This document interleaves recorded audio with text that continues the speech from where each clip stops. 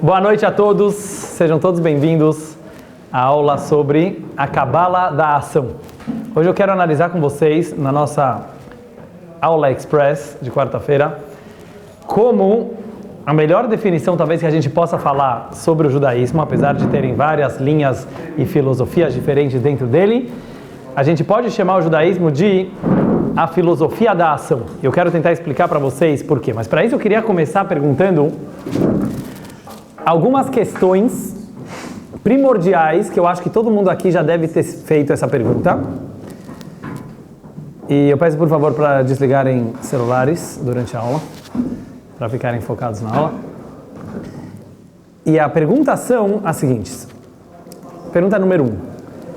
Qual é o segredo da continuidade milagrosa do povo judeu? Por que eu falo milagrosa? Porque quando a gente analisa a história do nosso povo, que ela já existe há mais ou menos 3.500 anos, nós sabemos que o povo judeu sempre foi uma minoria das minorias. Não apenas isso, mas o povo judeu sempre foi perseguido praticamente durante toda a nossa existência.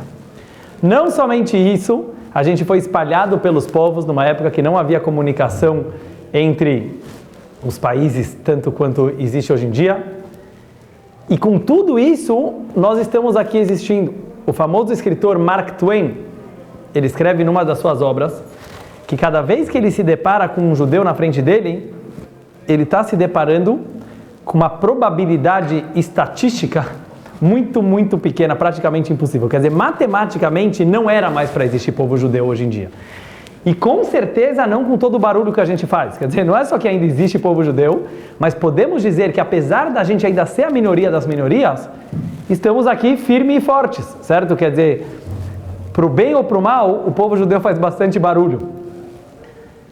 Tanto prêmio Nobel, como em economia, como em religião, a gente percebe que o povo judeu está aqui. E a grande pergunta é por quê? Existem muitas respostas, alguns que respondem isso mais de um jeito espiritual, outros de um jeito mais místico. Hoje eu queria tentar ver pela lógica. O que explicaria pela lógica que a gente durou, quanto grandes impérios caíram por água abaixo? Pergunta número 2. Qual é a verdadeira razão do antissemitismo? A gente sabe que tem vários livros que tentam explicar.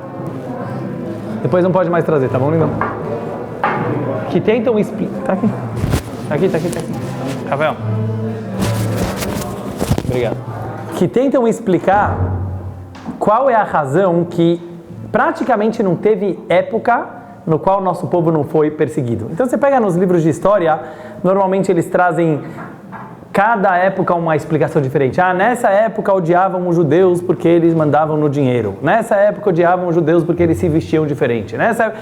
Então ficam parecendo um monte de desculpinhas. E é uma coisa muito estranha, se você pensar, o próprio conceito do antissemitismo. Porque é uma palavra que já virou uma palavra oficial, mas que ela não deveria nem existir. Quer dizer, por que existe o antissemitismo? Nós sabemos que existem vários preconceitos, mas normalmente os preconceitos, eles são relacionados a alguma explicação. Por mais bobagem que seja essa explicação, existe alguma coisa que define. No caso do judeu, aparentemente, o ódio não é apenas contra os religiosos. É contra religiosos, não religiosos, pode ser de direita, pode ser de esquerda, pode ser preto, pode ser branco, pode morar em Israel, pode morar no Brasil. Ou seja, não existe alguma coisa específica, é simplesmente pelo fato do cara ser judeu. Então eu queria hoje tentar ver também com vocês uma explicação diferente, qual é a razão desse antissemitismo. E pergunta número 3, que eu acho que é a mais difícil de todas de responder. Qual é a verdadeira definição de ser judeu? Se você vai perguntar isso num grupo de 50 judeus, provavelmente você vai ter 50 respostas diferentes. Para um, ser judeu é uma religião. Para outro, ser judeu é uma filosofia de vida. Para outro é cultura, tradição. Para outro pode ser dança israelina hebraica. Para o outro pode ser viajar para Israel para comer falafel. Quer dizer, cada um ele sente o judaísmo dele de uma forma completamente diferente. Mas se você pensar bem, não existe, eu desafio até vocês para me falarem, nenhum paralelo no mundo com o conceito de ser judeu, não apenas pela minha visão religiosa, mesmo pela visão do mundo. Porque o fato é que judaísmo não é uma religião. Qual é a prova? Porque tem muita gente que fala, eu não sou religioso, mas sou judeu 100% com orgulho. Mais ainda, tem gente que fala, eu sou judeu ateu. Muitos.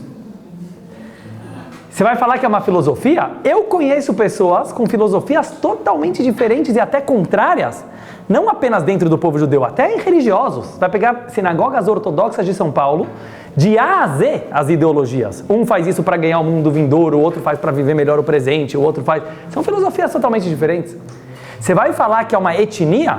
Mentira! Tem judeu preto, tem judeu branco, tem judeu com olho puxado, tem judeu ruivo, tem judeu de todos os tipos. Não é uma etnia. Você vai falar que é uma nacionalidade? Não. Tem muitos que nasceram em Israel, a grande maioria do povo judeu não morou em Israel. A grande maior parte da história judaica aconteceu fora de Israel. Quanto tempo a gente morou em Israel? Máximo 1000 anos. 1000 anos. A maioria do tempo da existência do povo de Israel foi fora de Israel. Então não é uma nacionalidade. Muitas vezes eu pego um táxi aqui em São Paulo, o cara fala, que legal, então você veio de Israel? Eu falei, não, sou brasileiro igual você. O cara não consegue entender. Como assim que você é brasileiro? Você não é brasileiro. E as pessoas... Por que confundem tanto? Porque você não consegue achar um paralelo a isso em nenhum outro lugar do mundo. Porque você vai pegar, por exemplo, o japonês. O que é um japonês? Ou o cara que nasceu no Japão, ou é o cara que tem o olhinho puxado. Certo? Mas tem que ter alguma coisa que vai definir ele como japonês. Ou ele tem o passaporte japonês porque o pai dele era japonês. Você vai pegar em religião. O que é um muçulmano? Alguém que pratica a religião muçulmana. Pode ser mais radical ou menos radical. Mas se o cara para de ser muçulmano, ele parou de ser muçulmano. Ele não é um muçulmano ateu. Não existe esse conceito. Entendeu? O cristão que ele falou, não gosto mais da igreja católica agora, ele não gosta mais e ele não é mais. Ele pode ser um católico mais light, mas aí ele é. No judaísmo você encontra esse fenômeno. É muito, muito estranho. Ao ponto que, eu estava pensando até uma coisa interessante. Nós sabemos que dentro do judaísmo, o nome que recebe um não-judeu é goi. Goi, na verdade, quer dizer um outro povo, uma outra nação. Existe tradução para a palavra goi em outras línguas também. Por exemplo, como fala um não-judeu em português? Vocês sabem? Como fala não-judeu em português? Gentil. Gentil, você vai ver no dicionário. Agora, olha que interessante. Não deveria existir uma palavra para definir um não-judeu. Olha que coisa ridícula. Judeu é a minoria das minorias, é 0,001%. Aí você tem uma palavra no dicionário que define quem não é judeu. É a mesma coisa que tivesse uma palavra no mundo para definir quem não é santista. Entendeu? Quer dizer, não deveria ser essa a diferenciação. Então isso mostra que por algum motivo, tanto os judeus como os não-judeus sabem que existe um fato aí no mundo que se chama ser judeu.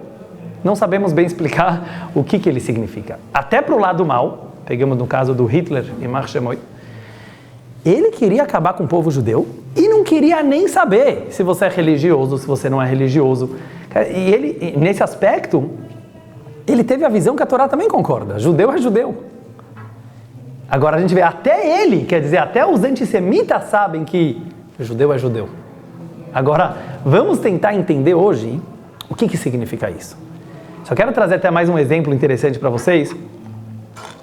Teve um homem judeu, no começo do século passado, ficou muito famoso, chamado Sigmund Freud. Ele inventou a psicanálise, ficou muito famoso, e ele era muito anti-religião. Ele não curtia a religião, ele achava que isso faz mal para o ser humano. Apesar disso, no final da vida dele, perguntaram para ele, eu li essa entrevista, 2 entrevistas. Uma perguntaram para ele assim, o que significa para o senhor ser judeu? No final da vida dele ele respondeu, muita coisa, talvez a minha própria essência. Entendeu o que está acontecendo aqui? O cara não gostava, não importa se ele gostava ou não, mas ele sabe que ele não conseguia se desvincular. Uma outra entrevista perguntaram para ele, estavam perguntando sobre o judaísmo, e ele falou, hoje ainda a ciência não conseguiu explicar, a ciência ele estava querendo dizer também a psicologia, por que para um judeu sempre será tão importante o fato que ele é judeu?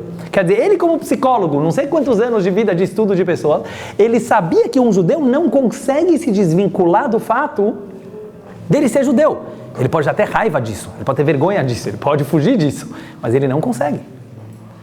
E é isso que eu queria entender hoje com vocês, de uma forma resumida. Mas por que eu trouxe essas 3 perguntas? Porque eu queria trazer uma forma diferente de entender elas. Em vez de ter 3 respostas diferentes para elas, será que elas não respondem uma à outra? Ou seja, será que esses 3 fenômenos, que são fatos, isso não é ideologia minha ou de qualquer outro rabino, é um fato. A existência incrível de mais de 3.000 anos do povo judeu, a perseguição ininterrupta do povo judeu e o fato que ninguém sabe explicar e definir o que é ser um judeu. Será que isso aqui não se mistura? E eu queria trazer uma resposta, a gente poderia ir por vários caminhos, mas histórica.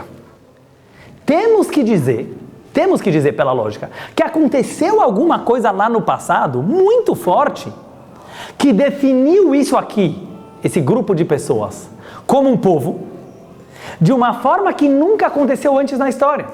Ou seja, não era apenas uma filosofia bonita ou uma ideologia bonita, porque todas as filosofias e ideologias caíram por água abaixo, em algum momento passa a moda e muda. Será que não aconteceu alguma coisa muito mais forte que teria causado, ao mesmo tempo, uma existência de geração em geração, porque é um povo que não consegue abandonar essas tradições, ao mesmo tempo acaba incomodando muita gente, justamente por essa veracidade toda, como eu vou explicar daqui a pouco, e talvez isso é ser judeu. O que é essa coisa? A festa que a gente vai ter agora no judaísmo, daqui a 3 dias, que se chama Shavuot. O que aconteceu em Shavuot?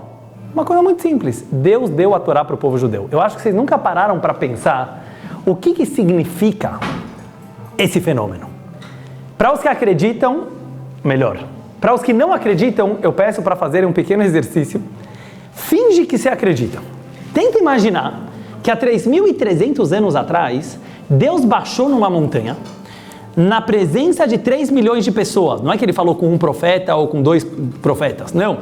3 milhões de pessoas viram e ouviram, e aí vem o ponto mais importante que eu quero falar agora. Tiveram certeza absoluta que Deus outorgou para ele os 10 mandamentos e a Torá. Vocês têm ideia do que significa ter certeza absoluta de alguma coisa? Quem aqui tem certeza absoluta de alguma coisa? Absoluta, sim, sem 1% de dúvida. Vocês não precisam responder, mas eu vou falar para vocês uma coisa. Tanto filosoficamente e hoje em dia até cientificamente, é impossível ter certeza absoluta de qualquer coisa. Nem que essa batata frita é amarela, pode ser, porque talvez o meu amarelo é o teu vermelho, que é o dela azul, eu não vou entrar nessa filosofia, mas não dá para provar. E hoje, com a ciência mais moderna e mais avançada, que já chegamos na física quântica, eu não sei se vocês sabem, a física quântica hoje afirma que nenhum objeto está parado apenas naquele lugar. Então, por exemplo, esse copo, eu poderia jurar que ele está aqui? Não posso. Porque já que hoje, certo ou não? Já que hoje em dia tudo é partícula e onda ao mesmo tempo, eu não vou entrar agora em todas as explicações, nada é 100% nem mesmo na localização que ele está. Então a gente não tem, é incrível como a ciência está chegando em coisas que a filosofia já falava há milhares de anos atrás, sobre a relatividade de tudo. E qualquer pessoa, quanto mais inteligente ele é, quanto mais open-minded, cabeça aberta, ele vai perceber que pela lógica, sempre dá para você entender pela direita ou pela esquerda. Uma pessoa inteligente, ela normalmente não é muito radical, intelectualmente, numa ideia só. Porque se ele é realmente inteligente, ele sabe, dá para explicar assim, mas se eu quiser dá para explicar o contrário também. Sendo assim, não existe nada no mundo, até hoje, que seja uma certeza absoluta. E por isso as modas vão mudando, as tendências mudam, as filosofias mudam, os impérios mudam, tudo muda. A política muda.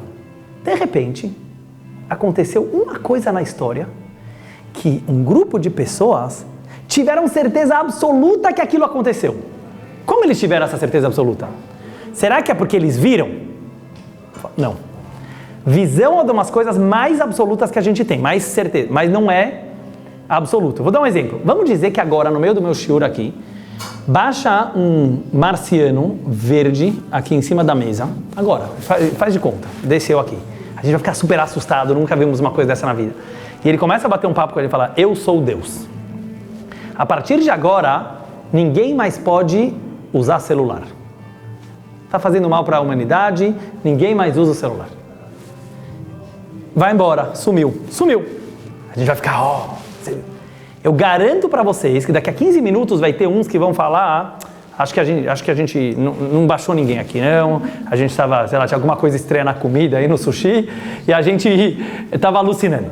Daqui 2 dias tem gente que vai achar, talvez eu estava sonhando.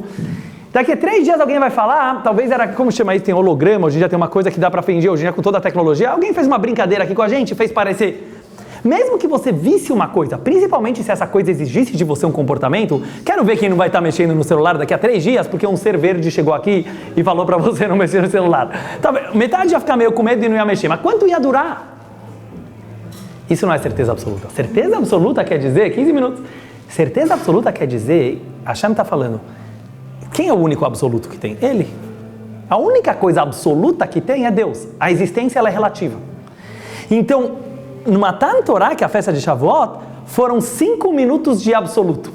O mundo presenciou o que seria 5 minutos de algo absoluto. A gente não consegue explicar. Mas quem estava lá, só para explicar, não teve dúvida que aquilo não era magia, não era feitiço, não era vozes que vieram de algum lugar. Não. Eles sabiam que Deus falou, não mata, não rouba, respeita o pai e a mãe, cumpra o Shabat e etc. Fala.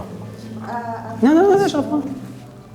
A minha questão é a seguinte, Deus soprou vida dentro de nós, então temos Deus dentro de nós. Então é isso que eu queria colocar, essa certeza absoluta, não é porque a gente também tem isso dentro da gente. Muito boa pergunta, desculpa Marcela, eu só não vou querer entrar por esse caminho agora, porque aí a gente vai entrar no lado mais espiritual, a gente pode até falar mais sobre isso depois. Hoje, no momento agora eu queria ver pelo lado da lógica histórica, eu queria mostrar o seguinte, que mesmo um ser humano racional, por causa das 3 perguntas que eu fiz no começo, ele tem que chegar na conclusão que alguma coisa lá no passado aconteceu diferente com esse povo do que com os outros povos, que por isso eles duraram até agora. Então vamos voltar, depois a gente entra no lado espiritual, mas vamos dizer que nem tivesse essa questão de alma. Imagina, volta agora no tempo, imagina que a gente está lá e a gente teve certeza absoluta que esse Deus, que pela primeira vez apareceu para a humanidade, deu os 10 mandamentos. A força com a qual a gente ia se agarrar a esses 10 mandamentos e as 613 mitzvot da Torá, a educação que a gente ia dar para os nossos filhos, é uma coisa totalmente diferente. Porque a pessoa sente quando é algo relativo, quando é algo absoluto. Os filhos sabem, as gerações sabem. Se é uma ideologia do meu papai e do meu avô, beleza, para ele estava bom, agora os tempos mudaram, vamos mudar de ideologia. Mas aqui não é uma ideologia, aqui é um fato. Quer dizer, quando Hashem foi lá e falou, a partir de agora existe povo judeu, existe Torá e mitzvot, então, ao mesmo tempo que parece que eu estou falando uma coisa muito quadrada, no sentido, é assim e acabou, é justamente isso que eu estou querendo falar. Será que ser judeu não é um fato? É um fato. Você pode filosofar em cima dele o quanto você quiser. Tem generosidade no povo judeu? Acho que tem. Tem sabedoria no povo judeu? Acho que tem. Mas não é isso que define ser judeu. Tem judeu ignorante, tem judeu sábio. Tem judeu bondoso, tem judeu malvado. Tem de tudo. Mas o fato é que ser judeu a gente não consegue escapar desse fato. Por que isso é tão importante? Eu acho que isso responde às nossas 3 perguntas. Primeiro lugar, sabe por que durou tanto? Porque uma coisa verdadeira dura. Quer dizer, já que o fato lá aconteceu, a gente se agarrou com unhas e dentes a esses fatos. Óbvio que tem a ajuda de Deus no final, e etc. Por isso também tem tanto antissemitismo. Por que existe esse conceito, o gentil, antissemitismo? Por quê? Porque o mundo sempre soube. Tanto é que tem muitas cópias da religião judaica, certo? Eu não preciso enumerar para vocês, mas as grandes religiões do mundo, elas são totalmente nascidas de dentro da religião judaica. Quer dizer, o mundo sabia, há 2000 anos atrás, que existia uma coisa chamada Bíblia, chamada Torá, povo era praticamente inegável. É que agora a gente está 3.500 anos depois, então tem gente que questiona, será que a Torá é verdadeira? Mas no passado era como algo assim, é absoluto. Tanto é que as outras religiões, elas não negam o judaísmo. Não, elas têm que falar, aquilo é verdadeiro, só que o negócio não é bem assim. Ou seja, o antissemitismo, ele vem pelo fato que todo mundo que quis instituir uma nova ideologia se incomodava com o povo judeu, porque o povo judeu não vai entrar nessa nova ideologia. O comunismo, por exemplo, que aliás ele tinha muitos judeus que participavam do comunismo e até que fundaram o socialismo e etc. O comunismo matou muitos e muitos e muitos judeus, porque eles compreendiam Judá. Por que incomodava tanto judeu? Porque eles sabem, esses judeus não vão entrar na nossa. Quer dizer, essa tradição milenar deles vai ser mais forte do que qualquer ideologia que a gente vai colocar. Isso acaba incomodando muita gente. Óbvio que tem muitos amigos, porque quem acredita e quem quer aceitar um ser absoluto e uma verdade absoluta vai gostar do povo judeu. Agora, quem se incomoda com esse tipo de ideologia, ele vai achar uma desculpa para ser contra. Mas o judeu é algo, é isso que eu estou querendo dizer. O judeu é algo, ele é um fato. Tem gente que vai ser a favor, tem gente que vai ser contra. E finalmente eu acho que essa é a definição de ser judeu. E com isso eu queria terminar com algumas lições práticas para a nossa vida. Rafa, com algumas lições práticas para a nossa vida. Qual é a nossa conclusão prática? Qual é a ideologia da ação? A filosofia da ação. Todas as mitzvot do judaísmo, elas são práticas. Muita gente se incomoda com isso e fala, mas você acha que Deus se importa tanto se eu acendi a vela de Shabbat às 5h12 ou 5h11 ou 5h10:30? Quer dizer, como pode ser que Deus ele entra em detalhes tão pequenos? E se o tefilin faltou uma letra, ele não está kasher? E se o cara não comeu matzah em Pesach? Por que todas as mitzvot elas são tão práticas? E aqui que eu queria trazer a grande novidade da aula de hoje. Toda a novidade do judaísmo é que Deus é real. Deus não é uma filosofia. Deus não é uma ideologia de alguém. Ele não foi criado por alguém para você colocar na tua agenda para, será que tem vida após a morte? Tem, porque tem Deus. Será que está acontecendo essas coisas para o meu bem? Tem, porque tem Deus. Vocês conseguem entender? Muita gente se pendura num Deus que satisfaz as vontades dele. Esse Deus é muito perigoso, porque aí cada um cria o seu Deus. Não é isso que é Deus. O judaísmo veio e falou, galera, Deus existe mesmo. Às vezes você vai gostar, às vezes você vai detestar. Às vezes você vai estar em paz com ele, às vezes está brigado com ele, faz parte, não tem problema. Sabe por que faz parte? Porque ele existe. Sério, um casal não briga? Amigos não brigam? Qual é a prova que é real? Às vezes você se dá bem, às vezes você não se dá bem, não tem problema. A questão é que você só não pode começar a se iludir.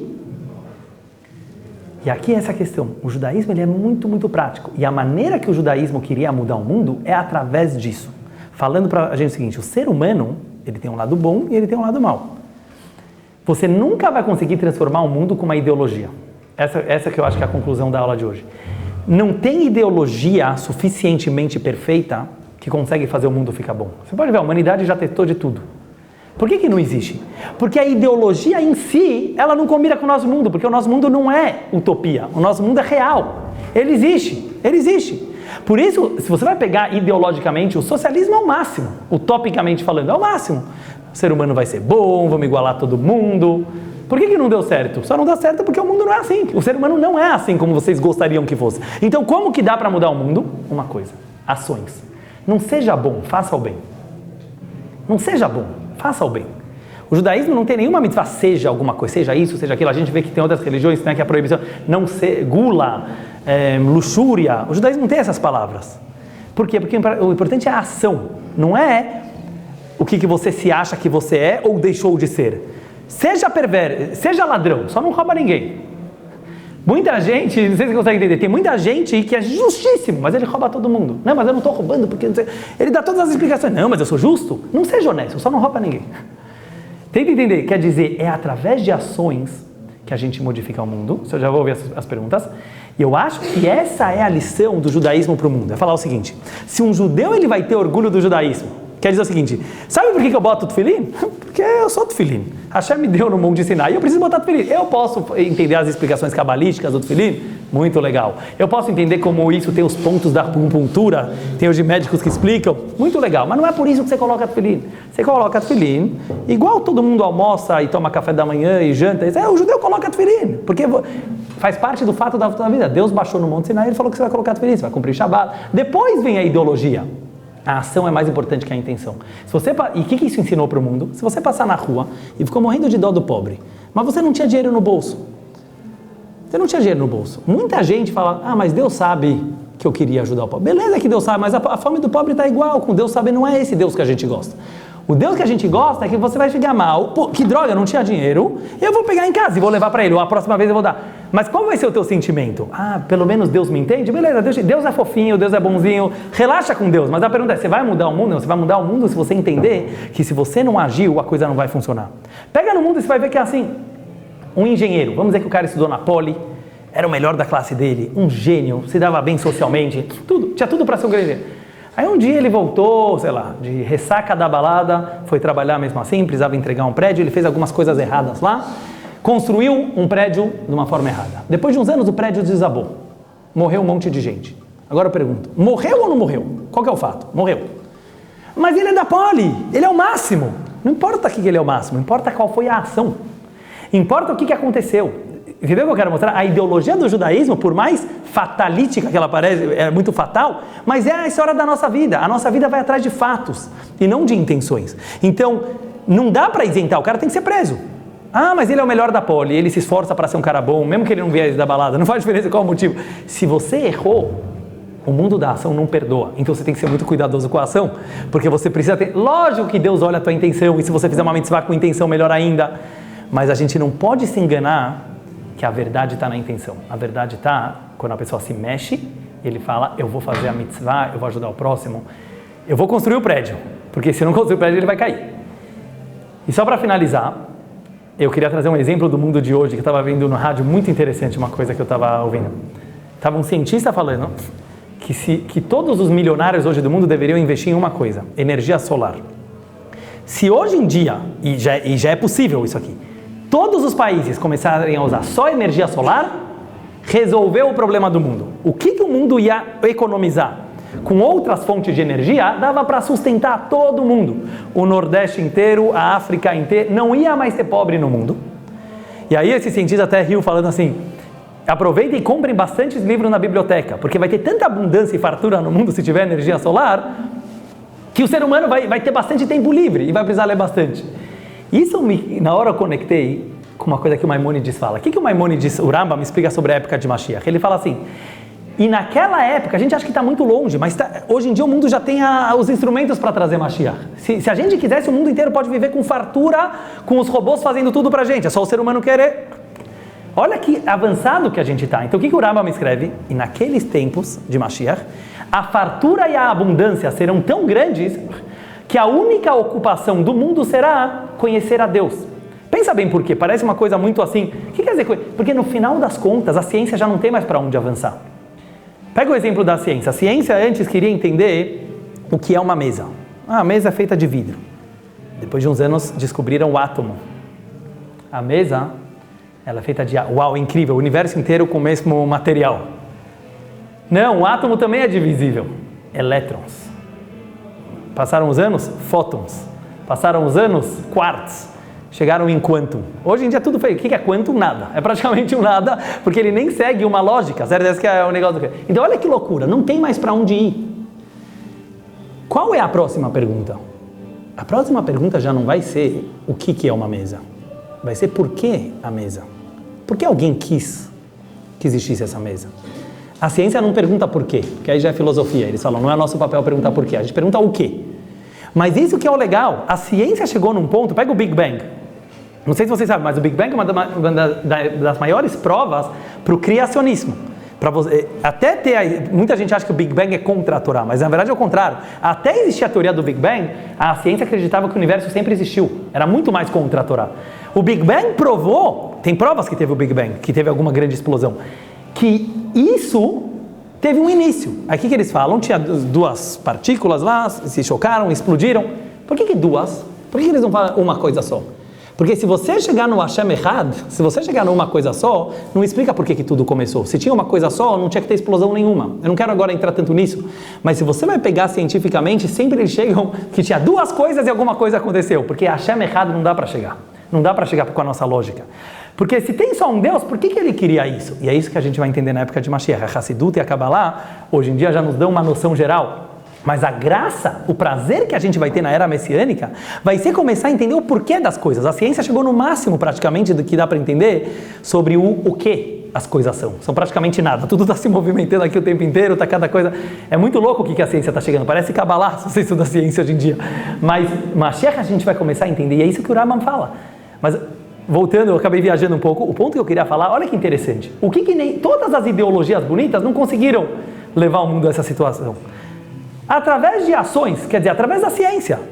Tem energia solar. Por que tem energia solar? Por causa do capitalismo. Por causa de pessoas que concorreram. Não estou falando que eles tinham as melhores das intenções. Provavelmente eles não tinham as melhores das intenções. Não faz diferença. O mundo se faz de ações. Óbvio que tem que se esforçar para ser um ser humano melhor. Não estou falando que não. Óbvio que a gente se esforça. Mas a gente sabe que a gente é limitado. Tem dia que você é uma pessoa boa, mas você acorda com vontade de pecar. Você acorda com vontade de fazer a coisa errada. Não é por isso que o plano faliu. Não é por isso.